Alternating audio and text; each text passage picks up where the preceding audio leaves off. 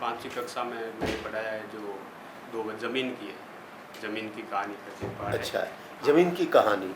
आपका अपना कौन सा ऐसा कवि है, साहित्यकार है, जिस पर आज पूरी तैयारी करके आप आए हो? मीराबाई। मीराबाई पे?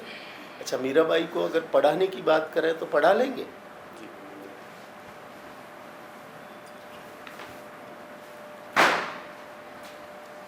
सर, मीराबाई। जी।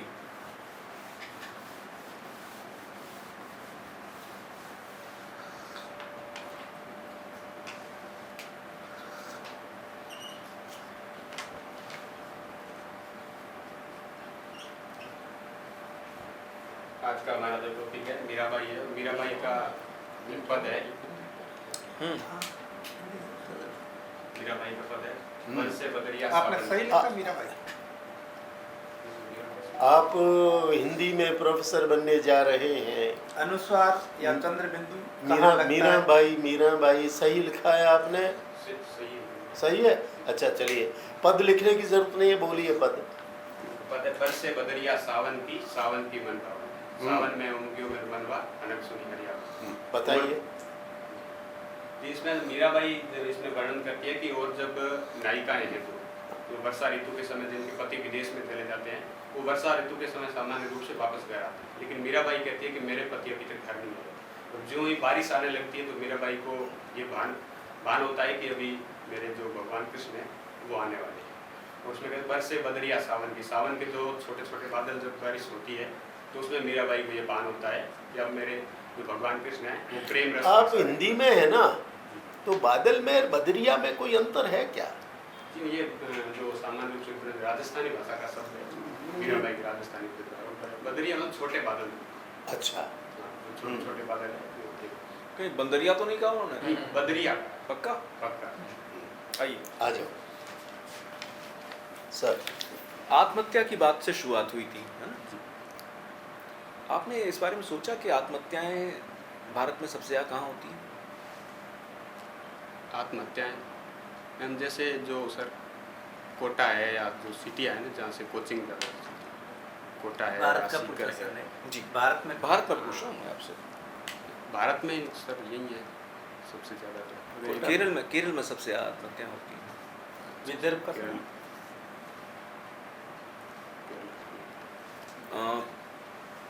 आपने दरअसल शुरुआत में कहा था कि अशिक्षा एक कारण है, जी जी। जबकि माना ही जाता है कि सबसे ज़्यादा शिक्षित लोगों में आत्महत्याओं की प्रवृत्ति देखी जाती है। इस संदर्भ में आपने कोई उपन्यास पढ़ा जिसमें आत्महत्या और आत्महत्या के कारणों पे आपको विचार मिलता हुआ दिखाई दे? सर उपन्यास पढ़ा तो नहीं है, संजीव का उपन्यास है फांस, जिसमें किसानों की सामूहिक आत्महत्या कर ली। जी, क्या कारण है वो? वो जो किसानों की जो आत्महत्या है, किसानों की समस्याएं जो कारण क्या है? कारण के बारे में नहीं मालूम, आपने ढंग से पढ़ा नहीं है समझ में। दोपहर का भोजन एक कहानी आपने पढ़ी, जी। किसकी कहानी है? ये अमरकांत। क्या कहना चाहती कहानी? सर इसके बारे में तो गहरा नहीं पता सर। धरती अब भी घूम रही है। उषा प्रियंवदा का नाम सुना है? जी। कौन कौन सी रचना है उनकी? उषा प्रेमवदा, झूला नट और इदनमम, त्रियाट। उषा प्रियंवदा की जी सॉरी, ये इदनमम मैत्री पुष्पा की। सॉरी हाँ, उषा प्रेमवदा की तो रुकोगी नहीं राधिका, 55 खंबे लाल दीवारें। वेरी गुड, वेरी गुड, यही बहुत बढ़िया। अगर आपसे कहें कि आपका प्रिय विषय जिस पे आप कहते हो कि आप इस पे पूछिए, इस पे मैं सब बता सकूँ, मैं उसी पे बात करूँगा। आपने एक तो मीरा बोला, भक्ति काल। क्या मैं मीरा पे बात करूँ या भक्ति काल पे बात करूँ? भक्ति काल। भक्ति काल के संदर्भ में एक विद्वान ने कहा है कि ये तो मुसलमानों के आक्रमण के कारण हुआ है। कौन है वो विद्वान? रामचंद्र शुक्ल आचार्य। दूसरे विद्वान उसका विरोध करते हैं, कौन है वो? आचार्य आचार्य प्रसाद। क्यों? आचार्य प्रसाद द्विवेदी जी ने माना है कि जो भक्ति काल है वो दक्षिण भारत से चली आती है, जो परंपरा उसका सहज विकास है। और आचार्य शुक्ल ने कहा है कि ये तात्कालिक जो परिणाम है मुसलमानों के आक्रमण के कारण है, जो हताश जाती है उसकी प्रतिक्रिया के रूप में भक्ति करते हैं। मीरा की बात करें तो मीरा के संदर्भ में एक आलोचक है, उन्होंने कहा कि अगर मीरा की शादीशुदा जिंदगी होती तो शायद वो शालिग्राम की मूर्ति को नाली में फेंक देते। नहीं मालूम। चलिए, मीरा की भक्ति को सगुण शुरुआती रूप में तो कह सकते हैं, लेकिन बाद में उनकी भक्ति का रूप बदला, ऐसा आपको मालूम होता है? हाँ, कुछ पदों में कैसे? कुछ पदों में नहीं, उनकी पूरे एक पूरा हिस्सा है जो निर्गुण की तरफ बढ़ गया है। तो लगता है कि एक मीरा एक ऐसे दो राह पे खड़ी हुई जहाँ से एक तरफ सगुण जा रहा है, एक तरफ निर्गुण जा रहा है। आपको लगता है ऐसा? जैसे मीराबाई का सब कुछ पर एक पद है कि पथरंग चोला पहन सकी मैं जिरमिट खेलन जाती, और जिरमिट में आवन मिलो सांवरो छोड़ मिली थन जाती। गुरु कौन थे? रैदास रैदास मीरा। और भी कोई गुरु माने उन्होंने? और भी तो सर एक कृष्ण भक्त है गुरु, कौन? मीरा का एक किस्सा बहुत ज़्यादा चर्चा की जाती है कि जब वो एक मंदिर में गई तो उनको वहाँ दर्शन नहीं करने दिया गया, कि यहाँ सिर्फ पुरुषों का प्रवेश होगा, स्त्रियों का प्रवेश वर्जित है। आपको उसका कुछ इल्म है? नहीं मालूम, नहीं मालूम। मीरा की कविता की कमियाँ क्या है?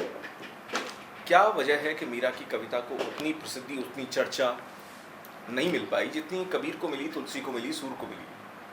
और इसीलिए जब चार कवियों की बातें की जाती हैं तो जायसी का नाम लिया जाता है, कबीर का लिया जाता है, सूर तुलसी का लिया जाता है, मीरा का सबसे बाद में लिया जाता है।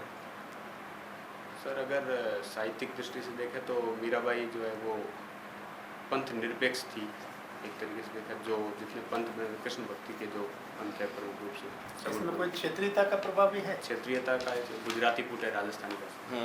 मीरा को साहित्य में जो स्थान नहीं मिला, सर जो पूछ रहे हैं, उसके पीछे कोई क्षेत्रीयता का प्रभाव है? क्षेत्रीयता के हिसाब से देखा सर, जो ज़्यादातर जो कवि जितने भी वो उत्तर प्रदेश से या वो उससे नहीं कह रहे। जो ब्रजभाषा और चलिए चलिए, कोई बात नहीं। एक नकेनवाद शब्द आता है हिंदी साहित्य में, क्या है ये?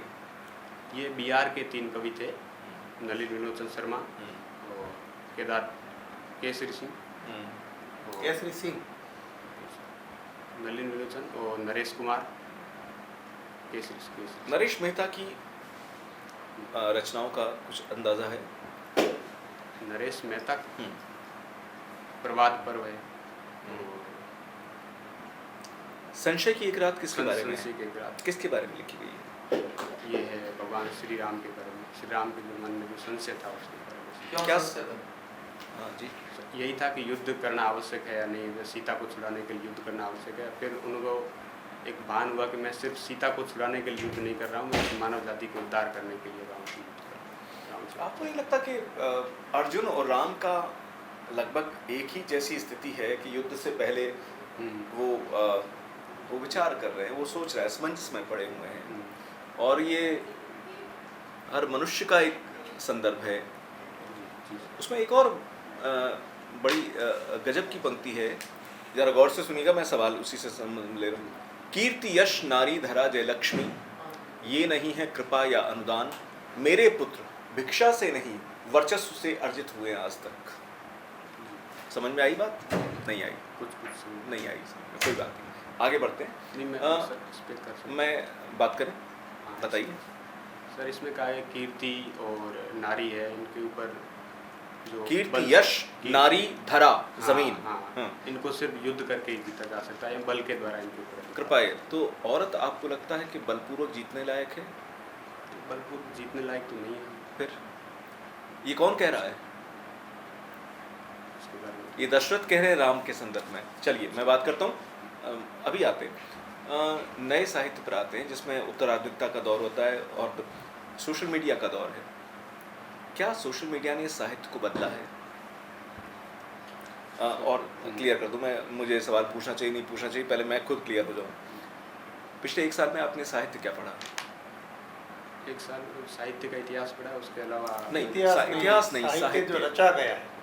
साहित्य रचा गया, उसमें कहानियाँ पढ़ी है। कौन सी?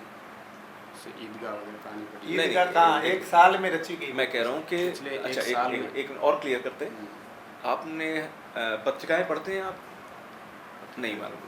हंस का नाम सुना है आपने? जी। कौन है संपादक इसके? संजय साहा जी। संजय साहा है। कहाँ से निकलती है? ये दिल्ली से निकली। दिल्ली से निकलती है। आलोचना का नाम सुना है? कभी देखी है? हाँ, आलोचना पत्रिका लिखी। देखी है कभी आपने? देखी तो नहीं सुना है। देखी, हंस भी नहीं देखी है, पढ़ना नहीं हुआ है। चलिए मैं कहता हूँ अब एक काल्पनिक सवाल समझ लें।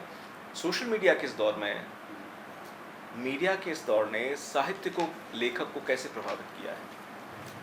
मीडिया के जो लेखक की जो रचना है वो आम सामान्य पाठक तक आसानी से पहुंच जाती है और इसके माध्यम से नए नए विषयों पर विचार करने का भी मौका मिलता है, जो नए दृश्य देखने होते हैं। तो सोशल मीडिया के माध्यम से नए नए विषयों पर कैसे विचार करने का मौका सोशल मिलता है? मीडिया के माध्यम से जो सामाजिक रूप से समस्याएं हैं वो कहीं भी दूर की समस्याएं उसको आसानी से देख सकता है कि कहाँ क्या घटना हो रही है दुनिया के। बंटवारा जब हुआ उसके 5-10 साल बाद, बंटवारे पर 20 साल बाद, 30 साल बाद उपन्यास लिखने में आए। लेकिन आज कुछ होता है, शाम को कविता लिख दी जाती है। तो ये जो फटाफट साहित्य है, ये फटा हुआ नहीं लगता आपको? फट पड़ा है लेकिन फटा हुआ है ये, क्योंकि दरअसल साहित्य के लिए, साहित्य रुक कर, विचार कर, विमर्श करके धीमी आंच पे पका हुआ चीज़ है। लेकिन ये 2 मिनट की मैगी बन रहा है। आपको नहीं लगता इससे साहित्य में फर्क पड़ रहा है? मैम आज की जो सर जरूरत है उस हिसाब से तो यही हो रहा है। छायावाद किसकी रचना है? छायावाद में छायावाद एक किताब है, उसके लेखक कौन है? छायावाद नामवर सिंह। छायावाद के बारे में उन्होंने क्या कहा है? छायावाद की परिभाषा क्या दी जाती है आपके हिसाब से? बहुत सारी परिभाषाएं, उनमें से कौन सी परिभाषा आपको सबसे सही लगती है? डॉक्टर नगेंद्र ने कहा है कि ये जो स्थूल के प्रति सूक्ष्म का विद्रोह है। स्थूल माने क्या, सूक्ष्म माने क्या? स्थूल माने जो घटनात्मकता, इतिवृत्तात्मकता जो चीज़ें हैं। अच्छा, स्थूल माने घटनात्मकता, जिनमें जो बाहरी दृश्यों को लेकर वस्तुनिष्ठता जो है वही है, किसी भी आपको- वस्तु के बाहरी रूप को लेकर लिखा गया है। अच्छा अच्छा। वो एकदम खुला। क्या वजह है कि छायावाद के साहित्य को, खासतौर पर कविता की बात कर रहे हैं हम लोग, उसको एक लानत भी दी जाती है कि पलायनवादी रचना है और हल्के दर्जे की कविता, ऐसा क्यों कहा जाता है? क्योंकि छायावाद जो रचना लिखी गई है वो वास्तविक जीवन से जुड़ी घटनाओं को सीधे प्रदर्शित नहीं करती है, तो कैसे? रहस्य का ऐसे प्रदर्शित, जैसे सीधे प्रदर्शित नहीं करती, कैसे मतलब क्या हुआ? कैसे प्रदर्शित करती है? उनकी जो भाषा है वो वायव्यता और सूक्ष्मता है उसकी तो भाषा उससे में। क्या दिक्कत है? जैसे प्रगतिवाद, छायावाद के बाद कविता में सूक्ष्मता तो होती ही। वो अच्छा गुण है उसका। हाँ, सिद्ध लेकिन कैसे आम करें? आम जनता को सीधे नहीं समझ में आते, आम जनता पर सीधा सीधे क्या था प्रभाव उस समय, क्या मांग थी और छायावाद में क्या उस समय क्या कविताएं आम जनता के लिए लिखी जाती हैं वाकई देखा जाए तो? लिखनी तो यही चाहिए कि कविताएं जो समाज के लिए तो लिखी पहले लिख रहे थे ना वो समाज के लिए। मैथिशन को लिख रहे थे ना, न रहो न निराश करो मन को, कुछ काम करो कुछ काम, ये तो उसी के विरोध में आई है ना। छायावाद तो उसके विरोध में आया है, जी तो उसमें- ये तो अलग विरोध है। तो कह रहा कि नहीं, ये भाषा भी नहीं होनी चाहिए, ये अंदाज भी नहीं होना चाहिए। और छायावाद माफ कीजिए, मैं वही जानना चाहता हूँ आपसे, कुछ ऐसे आलोचक रहे जिन्होंने द्विवेदी युग की कविता को हल्का कहा है, बहुत हल्की कविता है, और निचले दर्जे की कविता कहा है, काव्यात्मक गुण नहीं है उसमें। कुछ अंदाजा है आपको किसने कहा है और क्यों कहा है? सब सर, दशरथ सुत्तियों लोक बखाना, राम नाम का मरम में आना, इसका क्या अर्थ है और ये किसने कहा है? कबीरदास जी, क्या अर्थ है इसका? इसमें कबीरदास जी कहते हैं कि दशरथ सुत के रूप में राम जी को पूरी दुनिया जानती है और तीनों लोगों में उनका बखान है, लेकिन राम नाम का जो असली मर्म है वो अभी तक दुनिया समझ नहीं पाई। क्या मरम है असली, तो आना चाहिए सामने। वो बताना चाहते हैं कि राम के नाम पर अभी तक जो झगड़े हो रहे हैं, जो दुनिया जान रही है, राम को सिर्फ एक साकार के रूप में जाना जाता है, जबकि वास्तव में राम तो एक ही है, निराकार है, ब्रह्म के रूप में। रामाराम जी, आपका नाम भी क्या मतलब होता है इसका? सर इसमें जो रामा शब्द है वो हमारे जो लोक देवता है बाबा रामदेव जी है, तो उनके नाम पर, और राम तो लगाने का मारवाड़ परंपरा है लगभग से। लेकिन आजकल राम गायब हो गया है आपके समुदाय से, जी। क्या कारण हो लगता है आपको? इसमें तो सर मुख्य कारण वही आजकल जो आधुनिकता है, आधुनिकता के आधुनिकता में मंदिर ज़्यादा बन रहे हैं और राम गायब हो रहे हैं, क्या मतलब हुआ इसका?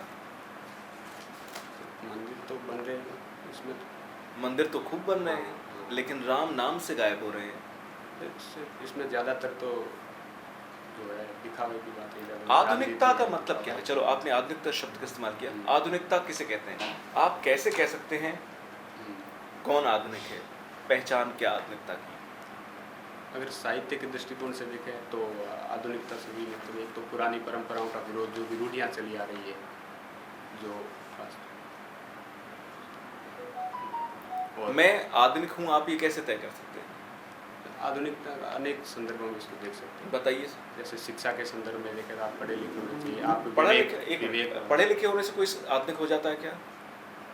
फिर भी पढ़ा लिखा होना आधुनिकता में एक हाँ नहीं, इसके बाद पढ़ा लिखा होना आधुनिकता का पैमाना नहीं है। इसके बाद ठीक कबीर आधुनिक है या नहीं? आराम से सारा सर युग के संदर्भ में देखें तो कबीर आधुनिक है और आज भी कबीर प्रासंगिक है। तो कबीर आज से भी मुझे लगता है 500 साल आगे का चलिए, वो अनपढ़ है वो। जी सर। हाँ सर। चलिए आपके प्रिय कवि कौन है? मीराबाई की बात कर रहे हैं आप। मीराबाई की मीराबाई की मीराबाई बात की कर कोई रहे हैं। विशेष बताइए बात जो आपको प्रभावित करती हो। मीराबाई ने जिस युग में साहित्य रचा है वो सामंती युग के उसे विरोध करके रचा है और सामंत काल में उनके ऊपर जितने अत्याचार हुए उन सबको झेलते हुए मीरा ने अपना साहित्य रचा है। मीराबाई का महिला विमर्श से कोई संबंध है? जी, मीराबाई ने तो कहा है कि राणा जी ने जो विष का प्याला भेजा है तो उसके ऊपर भी लिखा गया और मीरा ने कहा है कि पग घुंघरू बांध मीरा नाची। तो उस युग में ये बात करना बहुत बड़ी बात थी और अपने आप में अद्वितीय है। मीराबाई की पदावली का संपादन किसने किया? शंभू सिंह मनोहर ने किया। परशुराम चतुर्वेदी का नाम सुना है? जी, परशुराम चतुर्वेदी ने किया है। शंभू सिंह मनोहर ने मीरा भाई पदावली। मीरा ग्रंथ शंभू सिंह मनोहर कौन है, कहाँ के? बढ़ा दो थोड़ा सा। उन्होंने मीरा का जन्म कहाँ बताया? 26 कर लाओ मुझे तो। मीरा का जन्म कहाँ बताया? कुर्की में ही बताया। कुर्की में बताया। बाजोली में उनका जन्म किसने बताया? जिन्होंने कहा कि नहीं कुर्की मेड़ता ये गलत है, बाजोली में उनका जन्म। हम मीरा की महादेवी विद्रोह और वर्मा- भक्ति में क्या संबंध है? उनका जो विद्रोह है और उनकी जो भक्ति उसमें क्या है? सर वैसे देखें तो मीराबाई जन्म से ही एक उसको परिवार में जो बचपन में संस्कार मिले वो भक्ति वाले मिले। उनके दादाजी के राजदूदा जी के पास में रहकर उन्होंने भक्ति का संस्कार सीखे। जब उनका विवाह हो गया तब भी उन्होंने भक्ति जारी रखी थी। तो जब तक उनके पति भोजराज जी जीवित थे तो उन्होंने मीरा का अच्छा सहयोग किया था, लेकिन जब वो गुजर गए तो उनके परिवार वालों ने उसका विरोध किया कि भक्ति नहीं करनी है और साधु संन्यास के साथ नहीं रहना। तो इससे मीरा में जो विद्रोह है, प्रतिरोध है, वो और प्रखर रूप से उभरा है। भक्ति समर्पण सिखाती है और विद्रोह तो उसके एकदम अपोजिट है। मीराबाई उस समय मीराबाई का किस संप्रदाय में विरोध हुआ जहाँ मीराबाई को अलग तरीके से देखा गया? वल्लभ संप्रदाय में क्या क्या कारण था? वहाँ पे पुरुषवादी सोच ही मैं कह सकूँगा। नहीं, ऐसा क्या था वहाँ मीरा को क्यों इस तरह से देखा गया? क्या चाहते थे वल्लभ संप्रदाय? वो तो यही चाहते पुष्टि मार्ग की भक्ति करें और मीराबाई की मीरा उसके अपोजिट कर रही थी। माधुरी मीरा बाबा की किस भक्ति। संप्रदाय से जुड़ी हुई थी? मीरा तो संप्रदाय निरपेक्ष थी। संप्रदाय निरपेक्ष। चलो आपने भक्ति काल के संबंध में बताया। भक्ति काल के संबंध में आचार्य रामचंद्र शुक्ल और आचार्य द्विवेदी के मत एकदम विपरीत है। जी, डॉक्टर बच्चन सिंह ने क्या कहा इन दोनों के संबंध में? डॉक्टर सही कौन है? डॉक्टर आचार्य शुक्ल सही है या आचार्य हजारी प्रसाद द्विवेदी सही है? इसमें तो हजारी प्रसाद द्विवेदी जी को। बच्चन सिंह ने ये कहा है। हाँ, ये किसने कहा है कि इन दोनों के मत आधे आधे सच है? इन दोनों के मत में आधा आधा सच है, सही एक भी नहीं। ये किसने कहा? उसके बाद पढ़ा नहीं। लास्ट क्वेश्चन आपसे ये है कि आप में ऐसा क्या है जो आरपीसी आपको सिलेक्ट कर ले? जो योग्यता चाहिए वो योग्यता है। सब में योग्यता है। 1600 लोगों को बुलाया है, सभी एमए हिंदी में हैं, फर्स्ट क्लास हैं, यूजीसी के नॉर्म्स में आते हैं, तो इम्तिहान पास करके आए हैं, सबका इंटरव्यू हो रहा है। फिर आप में ऐसा नया क्या है? सर मैं जो युवाओं से जुड़ना चाहता हूँ और मुझे लगता है कि जो युवा है आज के आधुनिक युवा, उनको मैं अच्छी राह दिखा सकता हूँ, उनके बारे में अच्छी बातें। 12वीं कक्षा में पढ़ने वाला विद्यार्थी 17-18 वर्ष का हो जाता है, उसको आप युवा नहीं मानते? वैसे अभी मैंने 12वीं क्लास के लिए भी एग्ज़ाम तो नहीं दिया क्योंकि मेरी बीएड अभी हुई नहीं है इसमें। मैं बीएसटीसी में गया, तो अभी मुझे सबसे अच्छा मौका मुझे यही मिला। तो इधर क्यों आना चाह रहे हैं? मेरा इंटरेस्ट स्कूल है। एजुकेशन हाँ, बढ़िया है। क्योंकि इससे समाज के हम बड़े हिस्से से जुड़ सकते हैं, सीधे एक बड़े स्तर पर जुड़ सकते हैं। समाज से जुड़ सकते हैं कि शिक्षा से जुड़ सकते हैं? शिक्षा से समाज से जुड़ना अंतिम है। शिक्षा के माध्यम से हम समाज से जुड़ सकते हैं। धन्यवाद।